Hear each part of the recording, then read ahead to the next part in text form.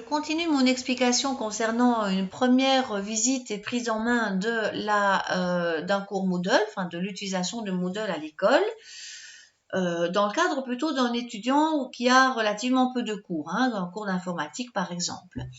Donc j'en étais à expliquer, tiens, dans la visite guidée du volet central, il y a par exemple ce petit icône de dossier.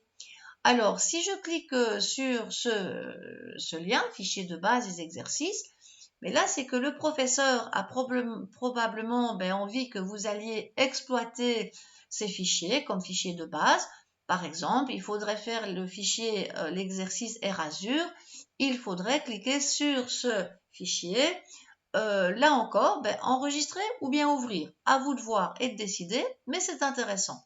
Ça marche aussi avec les images. Donc ça tombe plutôt bien parce que si on a ça en fait et qu'on clique, il va peut-être rien se passer. On va voir ce qui se passe. Rien ne s'est passé. Mais si je fais un clac, ça devient très intéressant.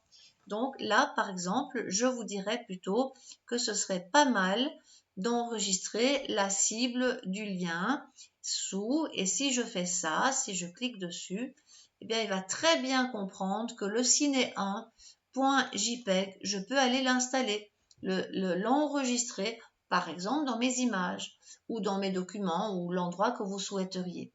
Ça pourrait être, si vous avez cliqué, si vous avez déjà créé un dossier qui s'appelle votre nom, comme je vous conseille, Valérie, et où il y aurait un sous-dossier exercice traitement de texte. Si vous avez besoin de faire l'exercice Ciné 1, ou Ciné, voilà, ce serait pas mal, je l'enregistre, il vous servira. Donc, en fait, on a téléchargé un fichier ici comme ça. Donc, selon les cas, les liens ne réagissent pas de la même façon. Voilà, ça c'est une façon possible de travailler pour avoir finalement ces fichiers de base pour travailler. Je continue. Donc, cette fois-ci, pour ne pas toujours retourner au cours, je vais cliquer sur la section période 27 avril au 10 mai, qui est la section qui m'intéresse.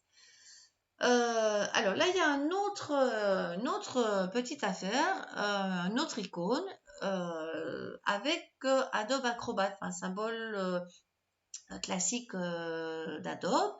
Si je clique là-dessus, quelque chose d'autre va se passer. Là, c'est probablement parce que c'est un fichier PDF.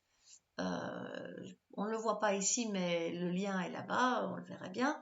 Donc ça, c'est un PDF. Donc il a, en tout cas ici, le navigateur l'ouvre dans le même onglet et c'est bien dommage parce que du coup, il a enlevé mon 5280, mon cours Moodle.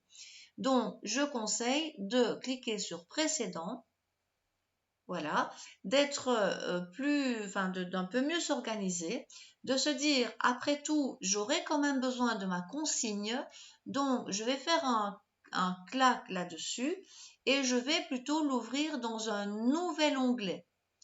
Alors, le nouvel onglet, ça veut dire qu'il va aller, il laisse tranquille le 5280 qui est là et il va ouvrir en fait l'onglet avec ma consigne que je peux regarder à mon aise.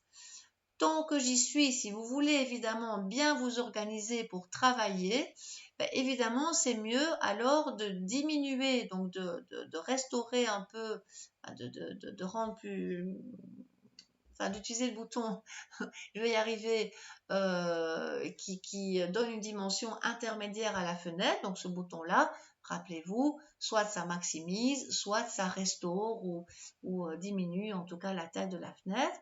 Voilà, et donc là je m'arrangerai pour dire je bouge ma fenêtre, je la mets comme ça. Donc là je suis un peu sortie de la visite guidée, mais c'est de l'organisation pour un étudiant débutant. Et là, j'ouvrirai ma fenêtre d'Only Office. Enfin, je l'ai expliqué dans une autre capsule, mais j'en profite quand même pour retaper un peu sur le clou. Voilà. Et là, il faudrait évidemment que le programme s'ouvre. On le laisse ouvrir gentiment. Voilà. Mais en tout cas, ça illustre le fait qu'on peut avoir ainsi l'onglet du cours et l'onglet de la consigne. Pendant que je laisse OnlyOffice un peu s'ouvrir, là, je continue ma visite guidée. Alors, la visite guidée, évidemment, on va revenir là-dessus. Voilà, donc je pense que j'étais un petit peu plus haut en fait. Ok. Alors, l'autre lien intéressant, maintenant qu'on a la consigne dans un onglet, c'est bien, mais alors il y a aussi des démos vidéo. Et les démos vidéo, elles vont avoir le même souci. C'est que si vous cliquez dessus, c'est un lien externe quand il y a la petite map monde là sur la feuille, et il va de nouveau, on est envoyé sur YouTube, mais il va vous empêcher de voir le reste. Donc là, l'intérêt, c'est que on va de nouveau, on va se débrouiller autrement. On va faire précédent, voilà, on va aller à la page précédente, et on va s'arranger pour que ce lien externe ne s'ouvre non pas dans un autre onglet, ça m'arrangerait pas trop, mais pourquoi pas aussi dans une autre fenêtre. Et ça, c'est possible. Donc là, stage pour les petits, je vais faire un clac là-dessus et je vais faire ouvrir le lien dans une nouvelle fenêtre. Voilà. Alors là, je vois pas tout de suite le bénéfice, mais quand je vais de nouveau rendre la taille intermédiaire à cette fenêtre, je m'aperçois que maintenant, j'ai à la fois une fenêtre avec ma consigne. Bon, il faut peut-être avoir un grand écran quand même, mais enfin, pourquoi pas. Et je peux me débrouiller pour avoir en fait la fenêtre de la vidéo. Limite, évidemment, la consigne, c'est une chose, mais comme la capsule vidéo va complètement correspondre au résultat de la consigne, ben, on peut finalement, maintenant quand LibreOffice est arrivé entre-temps, se dire, eh bien, je suis maligne ou je suis malin et je vais m'arranger pour afficher dans une fenêtre mes capsules vidéo qui seront sur YouTube. Ça, c'est une fenêtre de navigateur bien spécifique. Et d'avoir OnlyOffice ou Word ou Writer ouvert dans une autre fenêtre. On le laisse s'installer. Le voilà. Je vais restaurer la fenêtre. C'est du bricolage, mais une fois que c'est fait et qu'on l'a compris, je pense qu'on pourra bien démarrer. Donc là, voilà la fenêtre pour la vidéo. Voilà.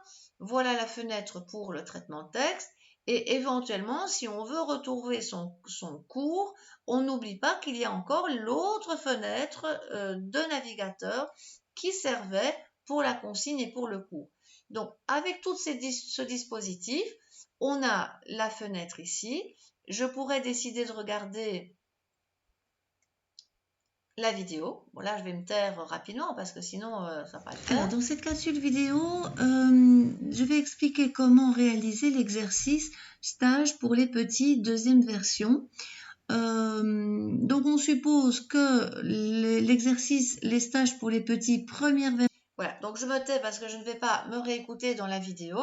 Et donc, ça voudrait dire que vous pouvez, alors soit, si vous avez un grand écran, ça peut être pas mal, ou bien vous avez une tablette ouverte avec la vidéo.